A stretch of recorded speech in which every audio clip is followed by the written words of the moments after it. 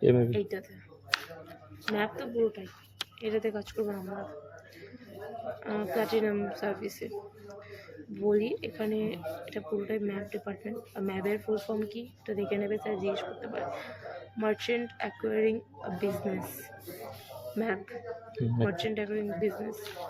ওকে, এটা কিসের department? EDC মেশিনের department, which is card swipe machine. Okay, আচ্ছা রিটেল আছে, প্ল্যাটিনাম আছে, প্রায়োরিটি রয়েছে, ট্রাস্ট রয়েছে, পরপর ধাপ। রিটেল যারা তারা হচ্ছে 1 কোটির যাদের নিচে হয় টার্ন ওভার ইয়ারলি। ওকে, এটা আমাদের কাজের নয়। প্ল্যাটিনাম এটা হচ্ছে আমাদের কাজের, এটা হচ্ছে above 1 CR to below 10 CR। 1 কোটি থেকে 10 কোটির মধ্যে যাদের টার্ন ওভার হচ্ছে ইয়ারলি, ওটা হচ্ছে প্ল্যাটিনাম, সেটাই হচ্ছে আমরা। প্ল্যাটিনামের সেলস ডিপার্টমেন্ট আলাদা আছে, আমরা হচ্ছে প্ল্যাটিনাম সার্ভিস ডিপার্টমেন্ট। ওকে, আমরা শুধু সার্ভিস দিই। ওকে, তারপর প্রায়োরিটি থাকে উইচ ইজ অ্যাবাভ 10 CR, ওটা তো কমই হবে, ওটা ডিপার্টমেন্ট আমরা দিই। আমরা হচ্ছি basically platinum service, platinum department. Okay, এবার আসি মেশিনের ব্যাপারে। MID number, TID number, merchant identification number, terminal identification number. ঠিক আছে, এমআইডি নাম্বারটা কি? মার্চেন্ট মানে যে ব্যবসায়ী হবে তার একটা নাম্বার থাকবে। ঠিক আছে, মানে তুমি ধরো না বিজনেস করছো, তোমার 4টে মেশিন লাগবে। হ্যাঁ, তোমার 4টে মেশিনের 4টে এমআইডি টিআইডি নাম্বার থাকতে পারে, আবার একটা এমআইডিতেই 4টে টিআইডি থাকতে পারে। ঠিক আছে, তো একটা এমআইডি টিআইডি অনেকগুলো হতে পারে। ঠিক আছে, তো এবার দেখো এমআইডিতে তোমার 15 ডিজিট থাকে নাম্বার। কটা থাকে? 15 ডিজিট নাম্বার থাকে।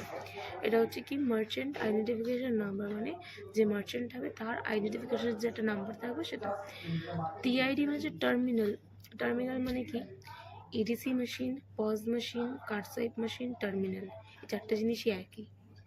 এই মেশিনকেই বলা হয় টার্মিনাল। ঠিক আছে, টার্মিনাল এক একটা টার্মিনালের এক একটা, যেমন তোমার একটা ফোনের নিশ্চয়ই নিজস্ব নাম্বার রয়েছে, ফর বক্সে রয়েছে একটা নাম্বার রয়েছে, সেরকমভাবেই এক একটা মেশিনের পিছনে নাম্বার লেখা থাকে বা চার্জ স্লিপ বেরোয় বা সেটাই হোক, টিআইডি নাম্বার এমআইডি নাম্বার দেওয়া থাকে।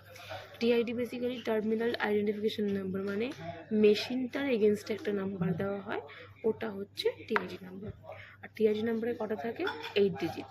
ঠিক আছে,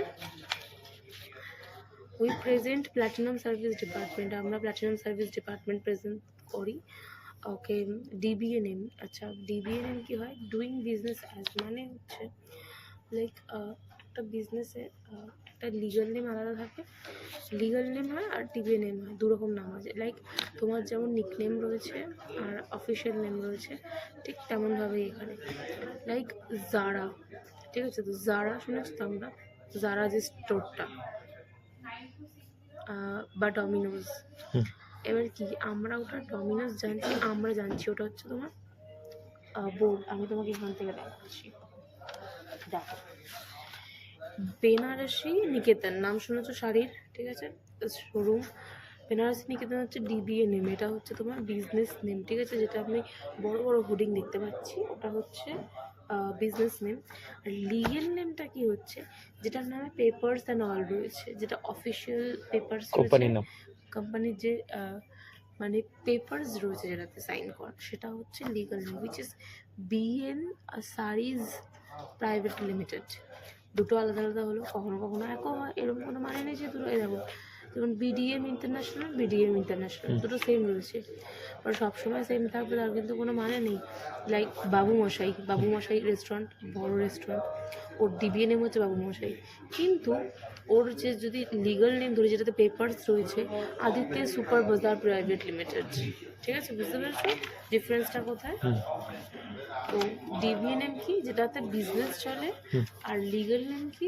যেটাতে পেপারস চলে। ঠিক আছে, পেপারস যেটা সাইন আউট করেছে ওটা। তলকা আর 4টে রুটি 40-50 টাকা।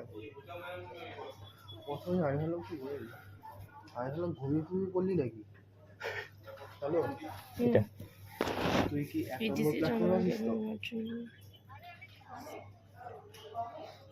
তো আচ্ছা, ইডিসি টার্মিনাল শুধু তাকেই দেওয়া যাবে যার অ্যাক্সিস ব্যাংকে কারেন্ট অ্যাকাউন্ট রয়েছে। হ্যাঁ, হ্যাঁ, যার অ্যাক্সিস কারেন্ট ব্যাংকের কারেন্ট অ্যাকাউন্ট। অ্যাকাউন্ট আছে। আর যখন দেওয়া হবে 0.01% একটা মার্চেন্টের কারেন্ট অ্যাকাউন্ট থেকে কাটবে, ঠিক আছে, যতদিন অবধি মেশিনটা থাকবে, ঠিক আছে। কারেন্ট অ্যাকাউন্টটা আর মেশিনটা। আচ্ছা, এখানে কী কী মেশিন ইউজ হয় আমাদের এখানে দিয়েছে। যদিও এখানে অনেকগুলো মেশিন ইউজ হয় না, পুরোনো মডেল, কোনটা কোনটা হয় না?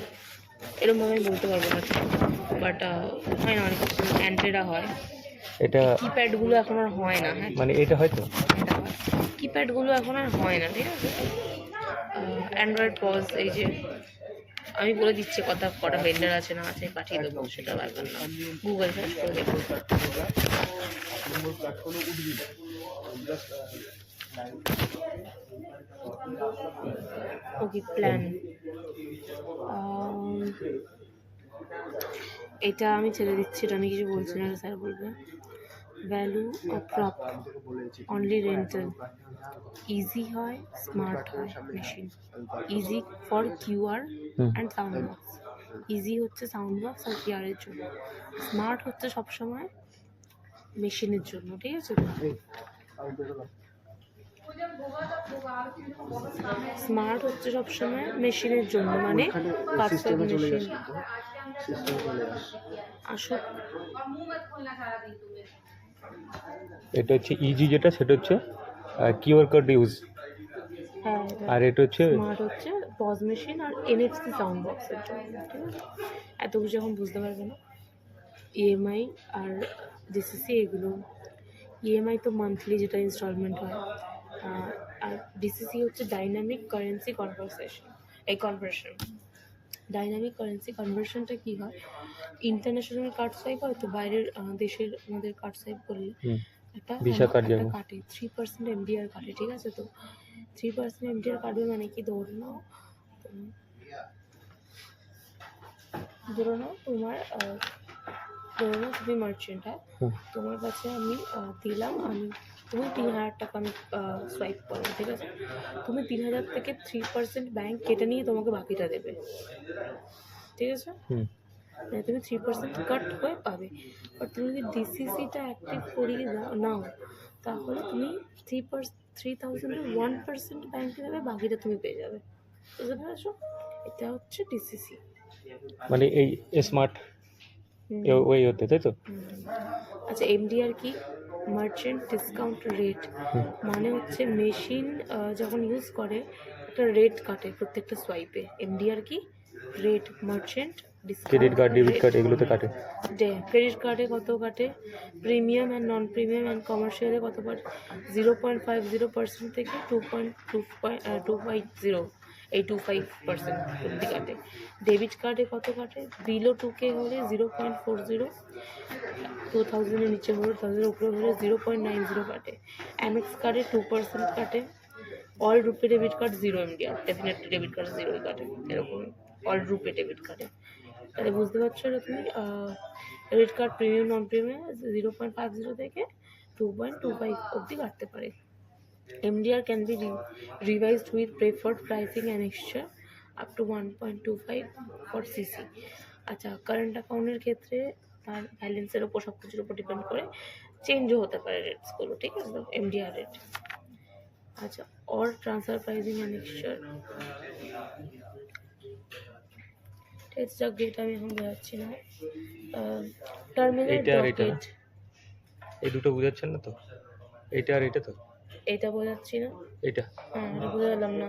আর এই জিনিসগুলো, এটা তুমি আস্তে আস্তে বুঝবে, এটা আমার বলার নেই কিছু। টার্মিনাল ডকেট কী হয়, তুমি কোনো মার্চেন্টের কাছে গেলে, গিয়ে দেখতে তাদের মেশিনে নেটওয়ার্ক ইস্যু হচ্ছে, নেটওয়ার্ক থাকছে না মেশিনে, ঠিক আছে। মেশিনে সিম দিয়ে চলে মেশিন, ঠিক আছে। তো মেশিনে নেটওয়ার্ক থাকছে না, কিছু প্রবলেম হচ্ছে, ঠিক আছে। ধরো না মেশিনে নেটওয়ার্ক থাকছে না, প্রবলেম হচ্ছে, বা মেশিনে স্লিপ কাটছে না, বা মেশিনের একদম কন্ডিশন খারাপ বা কিছু, তখন ফার্স্টে তোমাকে ডকেট করতে হবে, ঠিক আছে। ডকেট কি মানে, কাস্টমার কেয়ার যে নাম্বার থাকবে ওখানে লেখা আছে, লাইক ইজি ট্যাপের এই নাম্বার রয়েছে, মানে রেজাল্টের এই নাম্বার আছে, পাইন ল্যাবের এই নাম্বার রয়েছে, ওয়ার্ল্ড লাইনের আলাদা নাম্বার আছে, আমার মেশিনের ওখানে লেখা রয়েছে, ঠিক আছে। ওয়ার্ল্ড লাইনের আলাদা নাম্বার রয়েছে, ঠিক আছে। সব নাম্বার ওই নাম্বারে কল করতে হয়, কল করে প্রবলেমটা বলতে হয়, ঠিক আছে? বলে একটা ডকেট করতে হয়, আপনার টিকিট নাম্বার দেয়, ওইটা কাস্টমার কাছে দিয়ে আসতে হবে, নিজের কাছেও রাখতে হবে। তারপর ওখান থেকে সার্ভিস টিম থেকে লোক পাঠিয়ে দেবে, ওরা মেশিন ঠিক করে দিয়ে যাবে।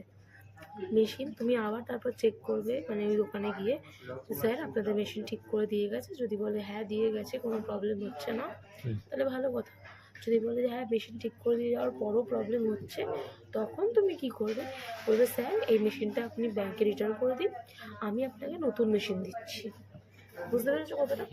তখন রিটার্ন কী করে করতে হয় সেটা হচ্ছে মার্চেন্ট ডট হেল্পলেস এটা না চেঞ্জ হয়ে গেছে, হ্যাঁ এটা চেঞ্জ হয়ে গেছে, এটা আমি তোমাকে হোয়াটসঅ্যাপ করে দেবো। এটা চেঞ্জ হয়ে একটা নতুন নেম এসছে, ওই ইমেল আইডিটাতে মেল। এটা আমার কাছেই থাকবে? হুম, তাহলে এখানে লিখে দিলে তো হতো। হ্যাঁ তুমি লিখে নেবে, আমি তোমাকে পাঠিয়ে দিচ্ছি। ওটাতে তুমি মেল করতে পারো যে এমআইডি টিআরজি নাম্বার দিয়ে সারেন্ডার রিকোয়েস্ট লিখতে হবে, ঠিক আছে? এটা মানে কাস্টমারের মেল দিয়ে করতে হবে, তোমার নয়, ঠিক আছে? তো যে কোনো প্রবলেম, এটা হচ্ছে তোমার এই ইমেল আইডিটা হচ্ছে আমাদের হেল্প ডেস্ক, রিটার্নের জন্য। রিটার্নের জন্য, যে কোনো প্রবলেমের জন্য। কী কী প্রবলেম সেটা আমি বলে দিচ্ছি।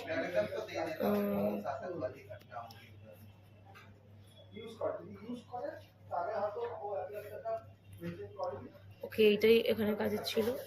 এবার বলছি ডকেট কী কী নিয়ে হতে পারে। প্লিজ, অ্যাসেট সোয়াপ হতে পারে, মানে চেঞ্জ হতে পারে অ্যাসেটটা, প্ল্যান আপডেট হতে পারে, মানে ইজি ছিল স্মার্ট হচ্ছে, ঠিক আছে? রেন্টাল প্রাইসিং, ধরে নাও রেন্টালটা ধরে নাও চেঞ্জ হবে বা কিছু, ঠিক আছে? তার জন্য মেল করতে পারে। অ্যাডিশনাল টার্মিনালস, মানে আরও মেশিন লাগবে ওদের, তার জন্য ওরা মেল করতে পারে। ডিসিসি বা ইএমআই এনেবেল, এই যে আগে এটাই যে বললাম, ডিসিসি বা ইএমআই এনেবেল করার জন্য ওইখানেই মেল করতে হবে। অ্যামেক্স অ্যাক্টিভেশন, অ্যামেক্স কার্ড যেটা অ্যাক্টিভেশন করার জন্য মেল করতে হতে পারে।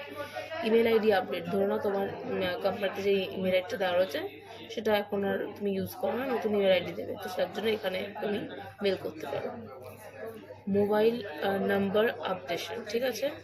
মোবাইল নাম্বার ধরে নাও চেঞ্জ হবে, ঠিক আছে? তোমার সিম হারিয়ে গেছে বা কিছু হয়েছে, তুমি মার্চেন্ট মোবাইল নাম্বার চেঞ্জ করে, তোমাকে বললো যে স্যার আমি আমার মোবাইল নাম্বার চেঞ্জ করতে চাই, আমি কী করবো? তখন আপনি বলবেন যে স্যার আপনি কাস্টমারকে তখন যে স্যার আপনি এই মেল এমআইডি আইডি নাম্বার দেবেন নিজের, দিয়ে ওখানে আপনি মোবাইল নাম্বার আপডেশন বলে নিউ মোবাইল নাম্বারটা দেবেন, ঠিক আছে? মোবাইল নাম্বার চেঞ্জ হয়ে যাবে। কাস্টমারের সাথে আমি কথা বলবো এরকম করে। অ্যাড্রেস চেঞ্জ করতে চাইছে, অ্যাড্রেস চেঞ্জ হয়ে এই মেলে সেম পুরো টিআইডি এমআইডি এই কটা হচ্ছে কাজ আর কি। এই কাজগুলো জিএসটি আপডেট হতে পারে, ব্যাংক অ্যাকাউন্ট আপডেট হতে পারে, ডিবিএনএম চেঞ্জ হতে পারে, এই সব কিছু মেলে কাস্টমারের হবে, ওই মেলে হবে। হ্যাঁ, মানে কাস্টমারকে মেল থ্রু করতে হবে, যে মেলটা আমি বলবো সেটা। ওকে, এটা বলে দিলাম। এইগুলো কি? এগুলো স্যার বলবে। ইডিসি ডিইনস্টলেশন স্টেপস হয় অনেকগুলো। ইডিসি যখন কেউ সারেন্ডার করতে চায়, মানে ফেরত দিতে চায়, তখন অনেক ব্যাপার থাকে। এটা স্যার বুঝিয়ে দেবে, একবার পড়ে নেবে। Submitted letter. সাবমিট করার জন্য রিকোয়েস্ট করতে হয়, যে সারেন্ডার রিকোয়েস্ট করতে হয়। রিকোয়েস্ট হয়ে যাওয়ার পর অ্যাপ্রুভ, 531 টাকা কিন্তু কাটে। এটা কিন্তু নিজে থেকে বলবে না, কাস্টমারকে বলার কোনো প্রয়োজন নেই। এটা এটা বলার অত দরকার নেই, অত কিছু বলার দরকার নেই কাস্টমার, তাহলে আর করবে না। এই যে 531 টাকা কাটবে ওয়ান্স মানে এটা বন্ধ করতে গেলে, এটা রিটার্ন মানে ফেরত নিয়ে দিতে গেলে। হ্যাঁ, তারপর যদি ওয়ান্স মানে ওটা কাস্টমারের terminal will be recovered by vendor, যখন ভেন্ডার সেই মেশিনটাকে নিয়ে নেবে, কালেক্ট করে নেবে আমার সেন্টার থেকে, তখন টার্মিনাল যদি রিকভার না হয়, যদি কোনোভাবে তোমার হাত থেকে মেশিন হারিয়ে গেছে বা তোমার হাত থেকে মেশিন ভেঙে গেছে, তখন তোমার কাছ থেকে, মানে কাস্টমারের কথা বলছি আমি, ধরো কাস্টমারের হাত থেকে মেশিন ভেঙে গেছে, কাস্টমারের হাত থেকে ধরো মেশিন পুরো ভেঙে গেছে বা হারিয়ে গেছে, তখন কিন্তু তাকে জরিমানা দিতে হবে। এই যেই মেশিন যেরকম হবে, জিপিআরএস এর জন্য 12,000, এটা 8,000, এম পজের জন্য 8,000, 4,800, অ্যান্ড্রয়েড পজ যেটা মেনলি সবাই ইউজ করে 16,000 টাকা দিতে হতে পারে, ঠিক আছে? মানে এটা কি, এটা কাস্টমারের না আমাদের থেকে যদি কোনো কিছু হয়ে যায় তখন আমাদের কিছু দিতে হবে না তো? তোমার থেকে হবে কেন? এটা কথা দেখাচ্ছি না, কেন হবে? ঠিক আছে। এটা কাস্টমারের তুমি কি মেশিনটা ধরে নিজে নিয়ে আসবেন নাকি? এটা তোমার তো প্রশ্নই হচ্ছে না। মেশিন কি আমরা শুধু মেশিনটাকে সার্ভিস করবো আর কি। সার্ভিস মানে কি? তুমি গিয়ে জিজ্ঞেস করবে, কোনো প্রবলেম নেই। সার্ভিসিং তো তুমি করছোই না, সার্ভিসিং তো সার্ভিসিং এর লোক করবে। তো কাস্টমারের হাত দিয়ে যদি ভেঙে যায় বা হারিয়ে যায় তো সেই ক্ষেত্রে জরিমানা দিতে পারে, ঠিক আছে। তারপর হচ্ছে until unless terminal is not recovered lien of, এটা আমি আগেই বলেছি, ততক্ষণ না রিকভার হচ্ছে কিন্তু ততক্ষণ 0.01% কাটবে। যখনই মেশিনটা নিয়ে নেবে ওরা, এই চার্জটা আর কাটবে না, ঠিক আছে। Once the terminal is recovered, then the lien of the customer will remove, ঠিক আছে। আর থাকবে না। এই হচ্ছে তোমার হয়ে গেল। আর কি হবে ক্রস সেলস যেটা আছে তোমাদের,